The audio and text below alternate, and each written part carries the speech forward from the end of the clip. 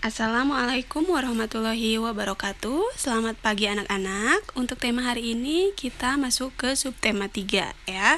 Pembelajaran 1 dan 2. Pada pembelajaran 1 ada muatan IPA yaitu tentang gaya magnet dan gaya gravitasi. Gaya magnet adalah gaya tarik atau gaya tolak yang ditimbulkan oleh sebuah magnet terhadap suatu benda. Ada benda yang dapat ditarik dengan magnet, ya disebutnya benda ferromagnetik atau benda magnetis. Contoh bendanya yaitu besi, baja, dan nikel.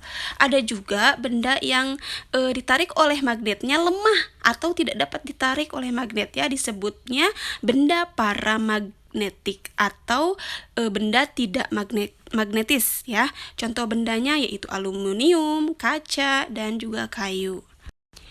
Ada sifat-sifat magnet, yaitu magnet ini memiliki gaya tarik. Jadi, jika dekat dengan magnet, maka gaya tarik magnet ini semakin kuat. Sebaliknya, kalau jauh dengan magnet, maka gaya tarik magnetnya itu kecil, ya.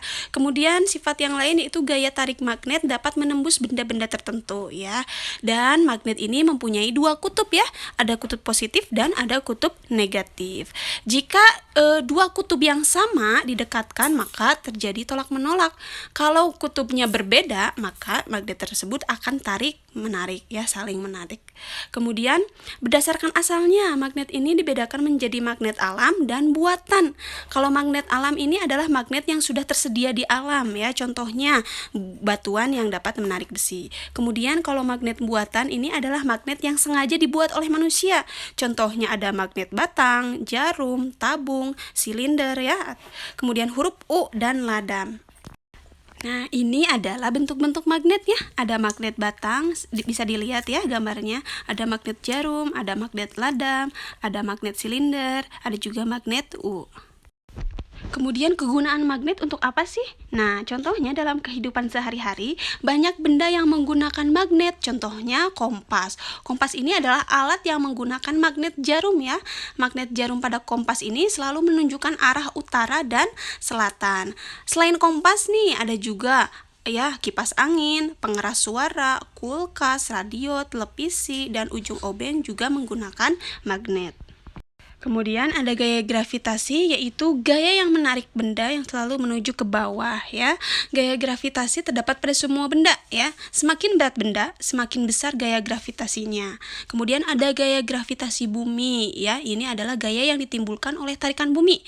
Bumi ini termasuk benda yang sangat besar, ya, sehingga gaya gravitasi bumi juga besar. Nah, gaya gravitasi bumi ini menyebabkan benda-benda yang ada di bumi ini tidak melayang di udara. Contohnya, ya, contoh gaya gravitasi bumi adalah jatuhnya buah dari pohon dengan sendirinya.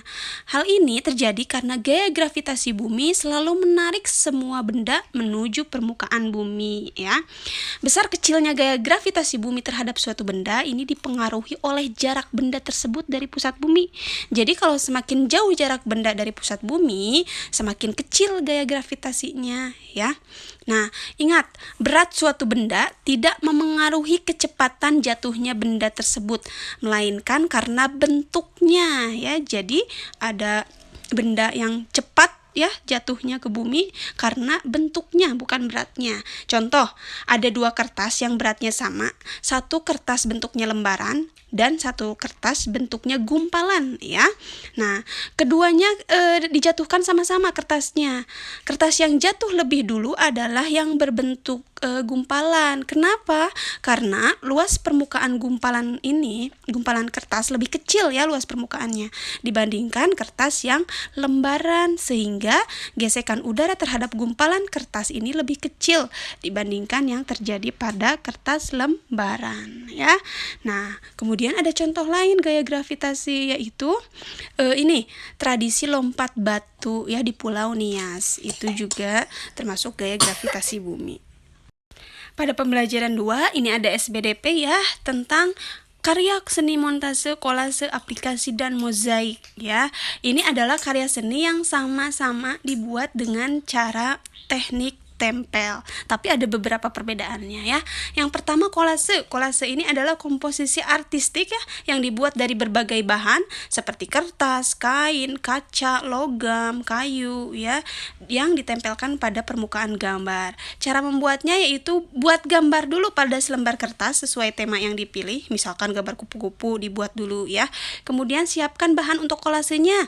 Misalkan kertas, kain, kayu atau biji-bijian. Kemudian potong-potong bahan kolase, kecuali kalau biji-bijian gak usah dipotong ya. Nah, kemudian tempelkan potongan-potongan bahan atau biji-bijian pada gambarnya. Yang kedua ada montase. Montase ini dibuat dengan cara menempelkan gambar-gambar yang sudah jadi dari majalah ataupun koran ya. Cara membuatnya yaitu tentukan tema karyanya. Contoh tentang keragaman budaya di Indonesia. Lalu buat rancangan karya montase pada selembar kertas. Kalian cari gambar-gambar sesuai rancangannya ya. Gambar-gambarnya dapat kamu peroleh dari buku bekas ya atau majalah atau koran bekas. Lalu gunting gambar-gambar tersebut ya. Dan rekatkan potongan gambar-gambar pada kertas sesuai rancangan kalian tadi. Kalau perlu, lengkapi dengan gambar ya menggunakan pensil lalu warnai. Yang ketiga ada mozaik ya. Mozaik ini menggunakan bahan dari kepingan-kepingan yang sengaja dibuat dengan cara dipotong-potong ya, lalu ditempelkan pada bidang datar ya menggunakan lem. Kepingan benda-benda tersebut contohnya potongan kertas, potongan daun, ataupun potongan kayu. Cara membuatnya, kalian buat gambar dulu ya sesuai tema yang dipilih pada kertas, kemudian siapkan bahannya, misalnya kertas, lalu potong-potong kertas tersebut ya menjadi potongan yang kecil-kecil sekali ya, dan tempelkan potongan-potongan tersebut pada gambar ya. Nah, apa perbedaannya mozaik dan kolase? Ingat, jangan tertukar. Kalau mozaik ini ya menempelkannya dengan kepingan-kepingan yang kecil-kecil sekali ya. Yang keempat ada aplikasi. Aplikasi ini adalah teknik menghias ya dan melekatkan kain yang telah dibentuk di atas kain ya. Ini menggunakan kain perca sebagai bahan utamanya. Cara membuatnya yaitu siapkan dulu bahan untuk aplikasinya, misalnya kain ya. Lalu rancang gambarnya pada selembar kertas sesuai tema yang dipilih. Kemudian potonglah kain tersebut menjadi bentuk tertentu, misalnya daun, bunga, binatang atau bentuk-bentuk lain ya. Lalu terakhir, tempelkan potongan bentuk tersebut pada benda yang akan dihias ya. Tempelkannya menggunakan lem atau dengan menjahit jika aplikasi menggunakan kain. Contohnya yaitu tas ya yang diberi hiasan kain bermotif seperti gambar yang di sini. Ada muatan IPA yaitu tentang gaya gesek dan kegunaannya dalam kehidupan sehari-hari. Gaya gesek ini adalah gaya yang terjadi jika dua permukaan benda saling bergesekan. Besar kecilnya gaya gesek ini dipengaruhi oleh permukaan kedua benda yang bergesekan ya. Jadi kalau makin halus permukaannya, maka gaya geseknya akan semakin kecil. Sedangkan kalau makin kasar permukaannya, maka gaya geseknya semakin besar ya. Gaya gesek pada benda yang bergerak ini selalu berlawanan arah ya dengan arah gerakan benda tersebut. Gaya gesek ada yang menguntungkan, ada juga yang merugikan. Contoh gaya gesek yang menguntungkan yaitu alas sendal ya. Dan sepatu ini bawahnya ini bahannya karet. Kenapa? Agar tidak mudah terpeleset. Lalu ada sepatu sepak bola ya, bawahnya diberi pul ya. Ini untuk memperbesar gaya gesek agar pemakainya tidak mudah terpeleset. Lalu ada gaya gesek pada rem sepeda ya untuk memperlambat laju sepeda. Lalu juga ada ban kendaraan ya, dibuat dari karet dengan motif beralur agar memperbesar gaya gesek yang terjadi antara ban dan jalan raya.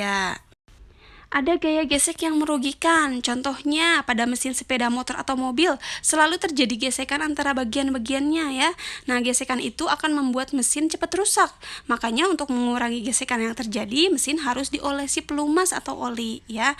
Lalu ada gir roda ya dengan rantai sepeda dan sepeda motor juga ini sering terjadi gesekan. Kalau tidak dirawat akan cepat rusak ya, maka harus dirawat dengan cara memberikan pelumas untuk mengurangi gesekan yang terjadi. Yang terakhir ada ban mobil, sepeda motor atau sepeda. Jika sering digunakan lama-lama ya, alur bannya akan hilang atau gundul bannya ya, sehingga dapat mengurangi gaya gesek. Akibatnya kendaraan mudah tergelincir ya kalau jalanannya basah. Nah, untuk materi hari ini sudah selesai. Silahkan jika ada yang tidak mengerti langsung tanyakan ke Ibu ya. Wassalamualaikum warahmatullahi wabarakatuh.